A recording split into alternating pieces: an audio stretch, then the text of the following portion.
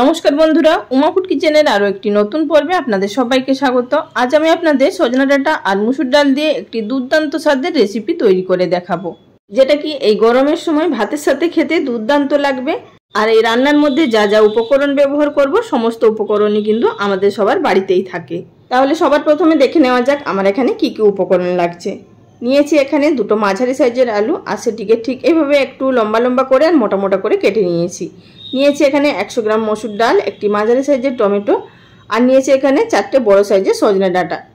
সজনে ডাঁটাগুলোকে কেটে ছোট ছোট পিস করে নিয়েছি। যে মসুর ডালটা নিয়েছিলাম সেটি আগে থাকতে ভিজিয়ে বেটে নিয়েছি। এবার সেই বাটার মধ্যে দিয়ে দিলাম পরিমাণ মতো নুন দিয়ে এটিকে ভালোভাবে প্রথমে আমাদের মেখে নিতে হবে। এখানে আমার মেখে নেওয়া হয়ে গেছে। আর বন্ধুরা আপনাদের এখানে বলে দিচ্ছি, এই ডাল বাটার কিন্তু একটু মোটা দানা রেখে আমাদের কিন্তু ডালটা বাটতে হবে, খুব বেশি মিহি করে বাটা যাবে না। আর সেটা আমি পরে বলে দিচ্ছি কেন মিহি করে বাটা যাবে না। অপরদিকে একটি প্লেটের মধ্যে নিয়েছি 8 থেকে 10 কোয়া রসুন, 1 টিস্পুন গোটা জিরে, হাফ ইঞ্চি আদা, আর নিয়েছি 3টে শুকনো লঙ্কা। এগুলোকে আমি শিলে বেটে নিলাম। এবার চলে এসেছি রান্না তৈরি করার পদ্ধতিতে। গ্যাস ওভেনের উপরে একটি কড়াই বসিয়ে দিয়ে দিলাম এর মধ্যে 2 টেবিল চামচ পরিমাণ সরষের তেল। তেলটাকে প্রথমে খুব ভালোভাবে গরম করে নিতে হবে। এবার আমরা তেলের মধ্যে দিয়ে দেব যে আগে থাকতে বেটে রাখা ডাল, সেখান থেকে ছোট ছোট বড়া করে নেব। এখানে কিন্তু বড়াগুলো খুব বেশি বড় করা যাবে না, ছোট ছোটই করতে হবে, তাহলে কিন্তু খুব ভালো হবে রেসিপিটা। এখানে যে কটা বড়া ধরেছে তেলের মধ্যে দিয়ে দিলাম। একদিকটা ভেজে নেওয়ার পর এবার আমরা এগুলোকে অপর দিকে উল্টে দেব। এইভাবেই মিডিয়াম ফ্লেমে দুদিকটাও খুব ভালোভাবে ভেজে নিতে হবে। আর আমি এখানে আমার পরিমাণ মতো সমস্ত উপকরণগুলো নিয়েছি, আপনারা অবশ্যই নিজেদের পরিমাণ অনুযায়ী উপকরণগুলো নিয়ে নেবেন। এছাড়াও বন্ধুরা আপনারা এই আমার সজনে ডাঁটার রেসিপিগুলো খুবই পছন্দ করছেন। চ্যানেলে প্রচুর সজনে ডাঁটার রেসিপি আপলোড করা আছে, আপনারা চাইলে সেগুলো দেখে নিতে পারেন। আমি নিচে ডেসক্রিপশন বক্সে কিছু লিঙ্ক দিয়ে দেব। সমস্ত ডাল বাটা থেকে বড়াগুলো ভেজে নেওয়ার পর সেই একই তেলের মধ্যে দিয়ে দিলাম আগে থাকতে কেটে রাখা আলুগুলো দিয়ে প্রথমে হালকা একটু নাড়াচাড়া করে নেব। তার মধ্যে দিয়ে দিলাম হাফ টিস্পুন পরিমাণ হলুদের গুঁড়ো, আর দিয়ে দিলাম হাফ টিস্পুন পরিমাণ নুন।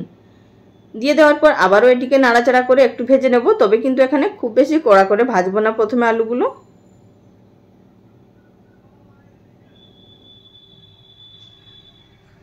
আলু হালকা ভেজে নেওয়ার পর এবার এর মধ্যে দিয়ে দেব আগে থাকতে কেটে রাখা ডাঁটাগুলো। আর ডাঁটাগুলো কাটার সময় বন্ধুরা অবশ্যই উপরের যে চামড়াটা আছে সেটিকে কিন্তু বার করে নেবেন, তা না হলে কিন্তু ডাঁটাগুলো খেতে কষ্টে লাগবে।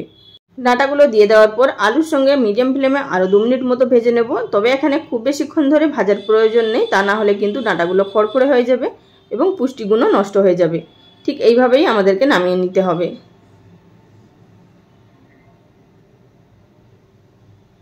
তেল থেকে তুলে নেওয়ার পর এই একই তেলের মধ্যে দিয়ে দিচ্ছি আরও 1 টিস্পুন পরিমাণ সরষের তেল। আর এই রান্নাটা অবশ্যই সরষের তেল দিয়ে করবেন, খেতে বেশি ভালো লাগবে।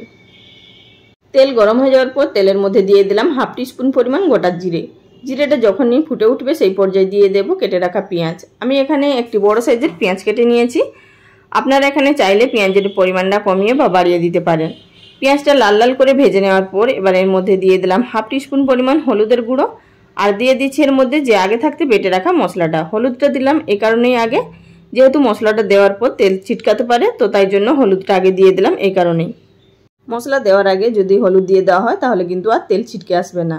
এবার লো ফ্লেমে মশলাটাকে কষিয়ে নিতে হবে যতক্ষণ না মশলা থেকে তেল বেরিয়ে আসছে। মশলা থেকে যেই তেল ছাড়তে শুরু করেছে সেই পর্যায়ে দিয়ে দিলাম কেটে রাখা টমেটো। যে টমেটোটা নিয়েছিলাম সেটিকে কুচি করে দিয়ে দিয়েছি, আর তার সঙ্গে দিয়ে দিলাম কিছুটা পরিমাণ জল, যাতে করে মশলাটা পুড়ে না যায়। মশলার সঙ্গে টমেটো ভাজতে ভাজতে আমি এই পর্যায়ে দিয়ে দিচ্ছি এর মধ্যে স্বাদ মতো নুনটা যদি এই পর্যায়ে দিয়ে দেওয়া হয় তাহলে কিন্তু টমেটোটা খুব সুন্দর ও তাড়াতাড়ি গলে যাবে। আবার ওইটিকে নাড়াচাড়া করে ভেজে নেব যতক্ষণ না টমেটো গলে যাচ্ছে।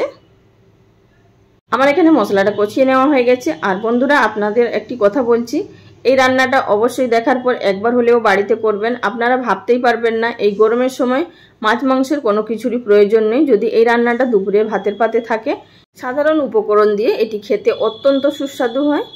ঠিক এই পর্যায়ে দিয়ে দিতে হবে আমাদের আগে থাকতে ভেজে রাখা ডাঁটা এবং আলু দিয়ে দেওয়ার পর আবারও গ্যাসের ফ্লেম লো টু মিডিয়ামে থাকা অবস্থায় এটিকে অনবরত নাড়াচাড়া করে প্রায় 3 থেকে 4 মিনিট পর্যন্ত ভেজে নিতে হবে।